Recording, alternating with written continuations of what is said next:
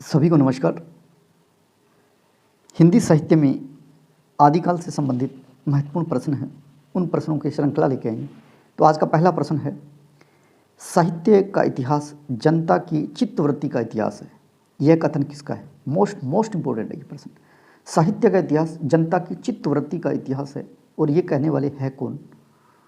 तो आप सभी को पता होगा, आचार्य रामचंद्र शुक्ल का कथन है ये कि इतिहास है वो साहित्य का इतिहास जनता की चित्तवृत्ति का इतिहास होता है और ये कहने वाले हैं आचार्य रामचंद्र शुक्ल।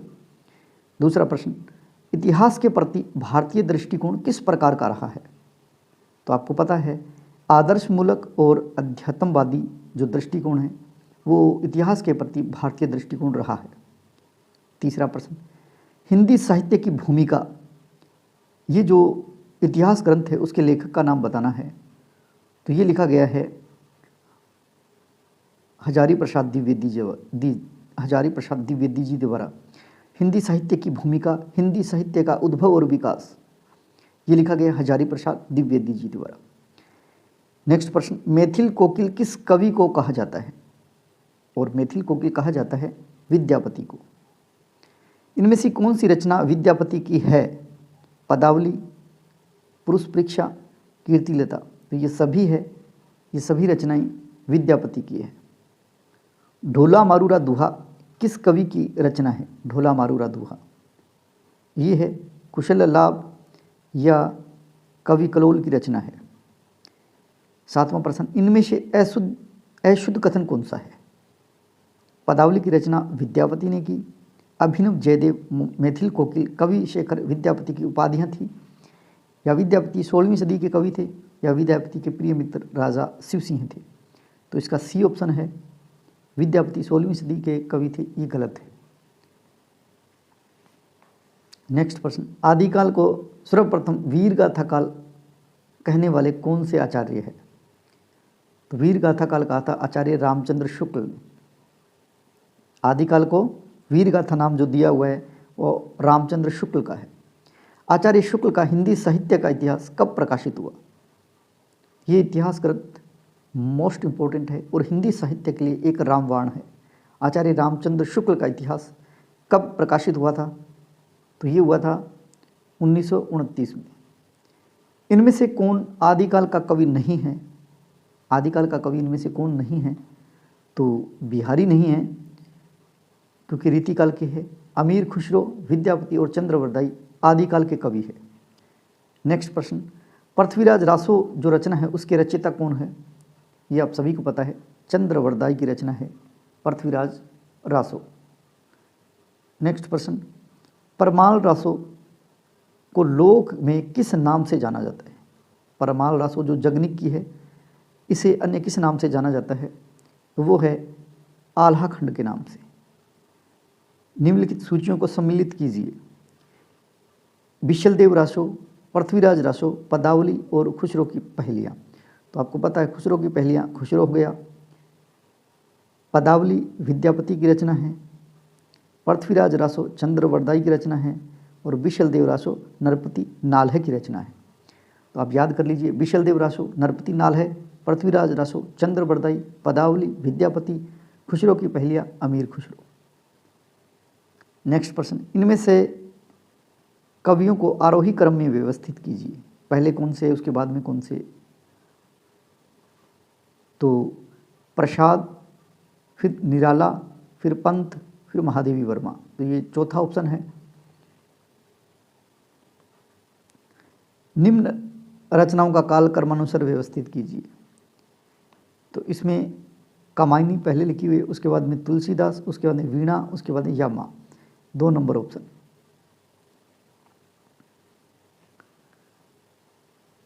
ये जो रचनाएं हैं और रचनाकार लिखे हुए हैं उन्हें सुमिलित करना है।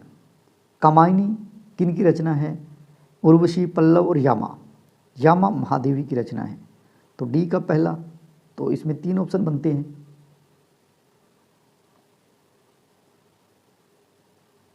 उसके बाद में पहले का 2 कामायनी प्रसाद की रचना है, इसमें भी 2 ऑप्शन बनते हैं। 2 वाला ए नंबर भी 2 वाला है, बी नंबर भी 2 वाला है। उसके बाद में उर्वशी रचना है वो किनकी है, वो दिनकर की है। तो बी का 4 नंबर ए की है, यानी बी नंबर जो ऑप्शन है वो सही है, B number option. B number option में देखिए कामायनी है वो प्रसाद की है, उर्वशी है जो कि दिनकर की है, उसके बाद पल्लव है वो पंत की रचना है, और यामा है वो महादेवी वर्मा की रचना है।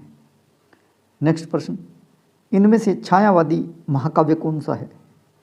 छायावाद में लिखा हुआ महाकाव्य तो वो है कामायनी जो कि जयशंकर प्रसाद की रचना है।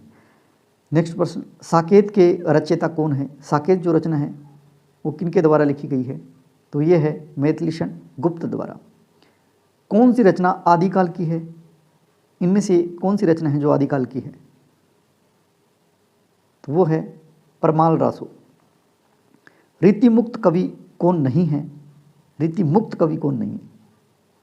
तो आप सभी को पता होगा क्योंकि इसमें एक रीति सिद्ध कवि है जो कि बिहारी है, और सभी रीति मुक्त कवि है, बोधा, आलम ठाकुर और घनानंद। कौन सा कवि अष्ट छाप का नहीं है? तो कौन सा नहीं है? तुलसीदास नहीं है, और ये सूरदास, कुंभनदास, नंददास ये अष्ट छाप के कवि हैं। राम कथा पर आधारित केशव के महाकाव्य का नाम बताना है। केशव ने कौन सा ग्रंथ लिखा था राम काव्य पर? तो लिखा था रामचंद्रिका, ए नंबर रामचंद्रिका। केशव को कठिन काव्य का प्रेत किसने कहा? ये कहा रामचंद्र शुक्ल ने।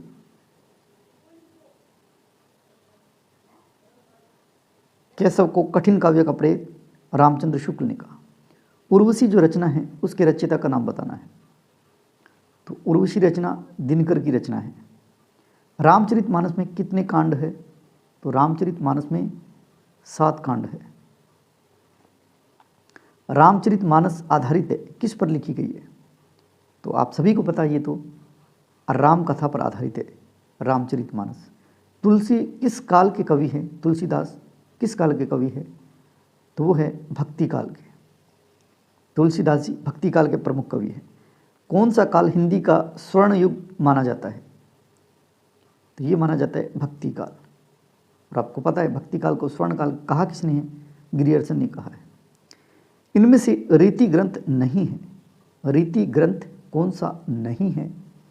तो सत सही नहीं है, और सभी रीति ग्रंथ है। इनमें से रीति सिद्ध कवि कौन से है? और रीति सिद्ध कवि आपको पता है बिहारी है। नेक्स्ट प्रश्न, भारतेंदु जी की रचना है, इनमें से कौन सी रचना है जो भारतेंदु हरिश्चंद्र द्वारा लिखी गई है? तो वो है प्रेम सरोवर। प्रेम सरोवर रचना है वो भारतेंदु जी की रचना है। कौन सा नाटक भारतेंदु जी का नहीं है? नहीं है वो बताना है। तो ये अंधा युग है, ये धर्मवीर भारती का है।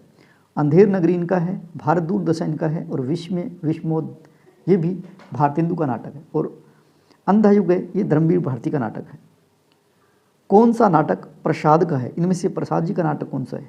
ध्रुव स्वामिनी भी है, राजश्री भी है, चंद्रगुप्त भी है, यानी ये सभी नाटक है वो जयशंकर प्रसाद की नाटक माने गए हैं। कौन सा काव्य ग्रंथ आगे का है? चिंता, इत्यलम, युगदूत ये सभी, तो ये सारे ही हैं। इनमें से छायावादी कवि है, इसमें छायावाद के कवि कौन है? तो ये आप सभी को पता होगा शायद तक। महादेवी जो वर्मा है वो छायावाद की कवियत्री है। युगधारा किस कवि की रचना है? युगधारा, और युगधारा जो रचना है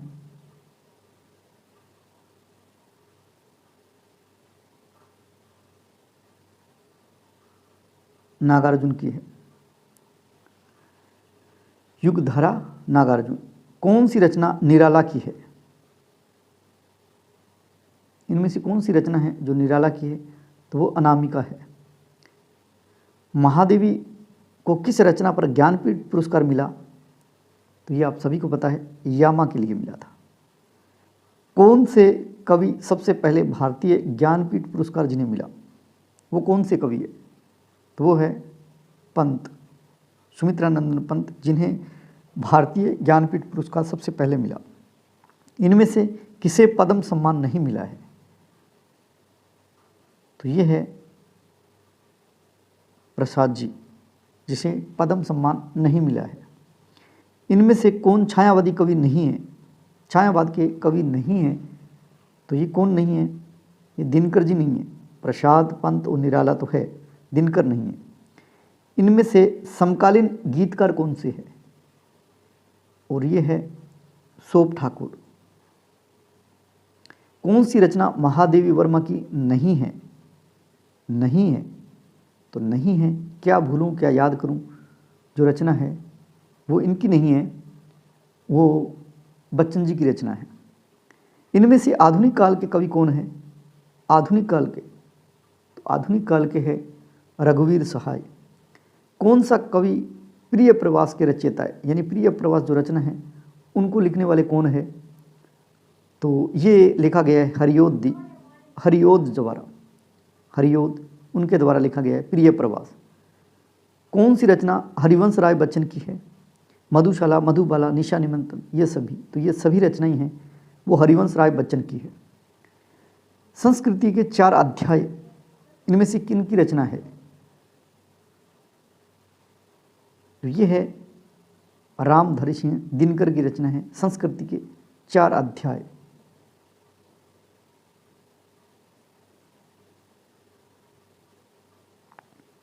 राम की शक्ति पूजा नामक जो कविता है उसके लेखक का नाम बताना है।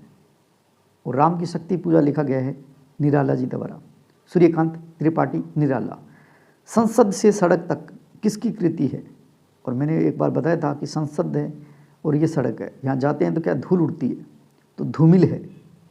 संसद से सड़क तक रचना है वो धूमिल की है।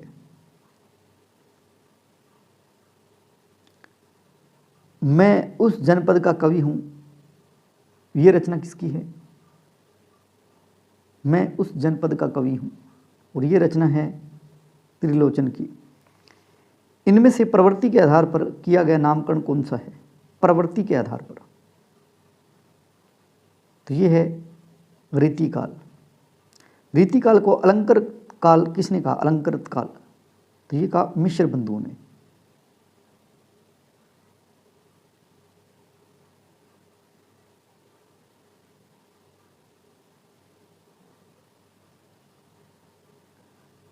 आचार्य शुक्ल ने आदिकाल का नाम क्या दिया था? आदिकाल का नाम वीरगाथा काल दिया था। हिंदी साहित्य में किस इतिहास लेखक ने हिंदी साहित्य का प्रारंभ 1050 विक्रमी संवत से स्वीकार किया? और ये करने वाले हैं आचार्य रामचंद्र शुक्ल। शुक्ल जी ने आधुनिक काल का नाम क्या दिया? आधुनिक जो काल है उसका नाम, और उसका नाम दिया था गद्य काल। पूर्व मध्यकाल के लिए शुक्ल जी ने क्या नाम दिया? पूर्व मध्यकाल। फिर है उत्तर मध्यकाल, तो पूर्व मध्यकाल जो नाम दिया वो किसके लिए दिया? ये प्रश्न पूछा गया है, तो ये दिया था भक्ति काल के लिए। शुक्ल जी ने कालों का नामकरण किस आधार पर किया? तो इनका आधार था प्रवृत्ति की प्रधानता। आदिकाल को चारण काल नाम है वो किसने दिया? आदिकाल को चारण काल दिया नाम रामकुमार वर्मा ने।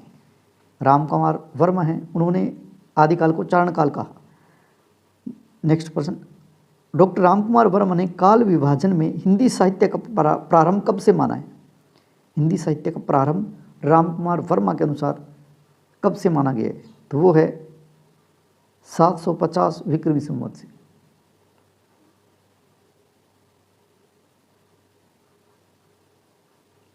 डॉक्टर गणपति चंद्र गुप्त आधुनिक काल का प्रारंभ कब से मानते हैं? तो ये मानते हैं 1857 ईस्वी से। इनमें से कौन सा नाम आदिकाल के लिए नहीं दिया गया? आदिकाल का नाम नहीं है तो वो संधि काल नहीं है, और चारण काल भी है, आदिकाल भी है, सिद्ध सामंत काल भी है। संधि काल है वो आदिकाल से पहले का काल माना जाता है। राहुल सांकृत्यायन ने हिंदी का पहला कवि किसे माना है? तो उन्होंने माना है सरहप्पा को। सरहप्पा, राहुल भद्र, सरोज भद्र, इन्हीं का नाम है। सरहप्पा का समय सांकृत्यायन के अनुसार क्या है? तो उन्होंने 7वीं सदी माना है, सरहप्पा का समय, राहुल सांकृत्यायन ने। हिंदी का पहला ग्रंथ कौन सा माना जाता है इनमें से? तो ये माना जाता है श्रावकाचार। श्रावकाचार जो रचना है उसके रचयिता का नाम बताना है। तो ये रचना लिखी गई है देवसेन कृत, और ये रचना श्रावकाचार है, उसकी रचना कब हुई? तो ये है 933 ईस्वी में।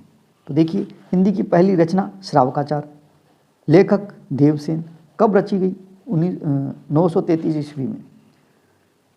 जगनिक द्वारा रचित वीर रस प्रधान ग्रंथ का नाम बताना है, जगनिक द्वारा। तो ये है परमाल रासो। परमाल रासो है वो जगनिक की रचना है। आल्हाखंड किस रचना का लोकप्रिय नाम है? आल्हाखंड। आल्हाखंड परमाल रासो का ही एक अन्य नाम है। पृथ्वीराज रासो के विषय में कौन सी धारणा अधिक उपयुक्त है? तो प्रमाणिक है या अप्रमाणिक है, अर्ध प्रमाणिक है या जाली ग्रंथ है? वैसे तो सभी ने माना है, जो आधे कवि उन्होंने प्रमाणिक भी माना है, किसी ने अप्रमाणिक माना है, किसी ने जाली ग्रंथ भी कहा है, किसी ने अर्ध प्रमाणिक भी माना है। तो सबसे ज़्यादा क्या माना गया है?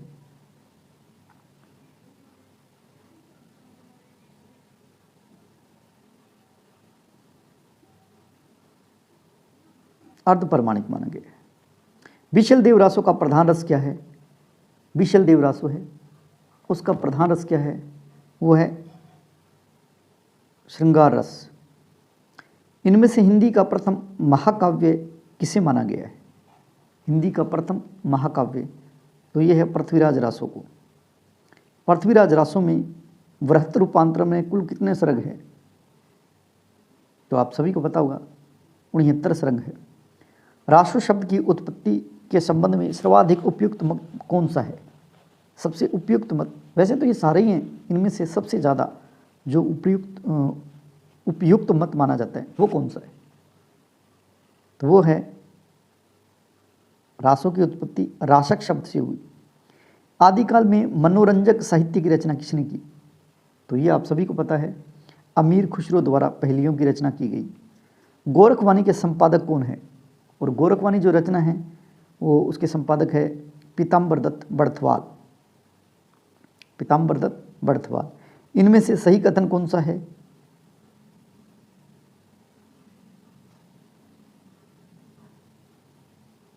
तो सही है, विशल देव रासो वीर रस प्रधान ग्रंथ है।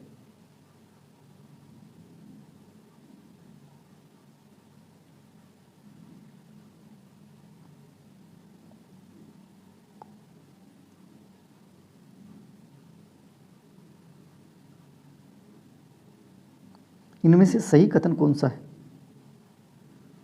ये प्रश्न था। तो एक प्रश्न ऊपर भी यह है, विशल देव रासो वाला। विशल देव रासो है, उसका प्रधान रस क्या है? तो इसका तो उत्तर क्या किया हमने? वो किया था श्रृंगार रस। इसका मतलब ये जो प्रश्न है इनमें से कौन सा कथन कौन सा सही है? तो ये तो नहीं होगा, क्योंकि वीर रस में नहीं लिखा गया, ये ज़्यादातर श्रृंगार रस में लिखा गया। तो पृथ्वीराज रासो है वो वीर रस प्रधान ग्रंथ है, ये सही है। सिद्धों की संख्या कितनी बताई गई है? सिद्धों की संख्या है वो कितनी है? तो आप सभी को पता है 84 सिद्ध, और नाथ होते हैं वो कितने हैं? 9 नाथ है। सिद्धों का उचित समय क्या माना गया है? सिद्धों का समय तो वो माना गया है 7वीं 8वीं शताब्दी। नारी निंदा किस संप्रदाय में मिलती है? तो ये मिलती है नाथ पंथ में। नाथ संप्रदाय में क्या नहीं है? नहीं पूछा है। नाथ संप्रदाय की विशेषता नहीं है, कौन सी नहीं है? गृहस्थों के प्रति आदर भाव नहीं है, और गुरु महिमा है, नारी निंदा है, इंद्रिय निग्रह है। गृहस्थों के प्रति आदर भाव नहीं है, अनादर है उनका। वर्ण रत्नाकर है रचना, उसके रचनाकार का नाम बताना है। वर्ण रत्नाकर जो रचना है वो किसकी है? तो वो है ज्योतिश्वर ठाकुर की रचना। ज्योतिश्वर ठाकुर की रचना है। अपभ्रंश और राजस्थानी भाषा के योग से बनी भाषा को क्या कहा जाता है? अपभ्रंश और राजस्थानी उससे बनी भाषा है डिंगल भाषा। ब्रज भाषा मिश्रित अपभ्रंश का नाम क्या है? तो वो है पिंगल भाषा। यानी देखिए राजस्थानी और अपभ्रंश है वो तो है डिंगल, और ब्रज भाषा और अपभ्रंश है वो है पिंगल। कौन आदिकाल का ग्रंथ इसमें से नहीं है? कौन सा ग्रंथ है जो आदिकाल का ग्रंथ नहीं है? तो वो पद्मावत नहीं है, और ये सारे आदिकाल के ग्रंथ है। विद्यापति पदावली है वो किस भाषा में लिखी गई है? तो विद्यापति पदावली है वो मैथिली भाषा में लिखी गई है। आदिकाल में खड़ी बोली का प्रयोग किस कवि ने किया? आदिकाल में तो ये है खुसरो ने किया था। इनमें से जैन धर्म का संबंध किस कवि से नहीं है? यानी जैन धर्म के से संबंधित कवि कौन से नहीं है? तो वो है विद्यापति, क्योंकि ये शिव के उपासक थे।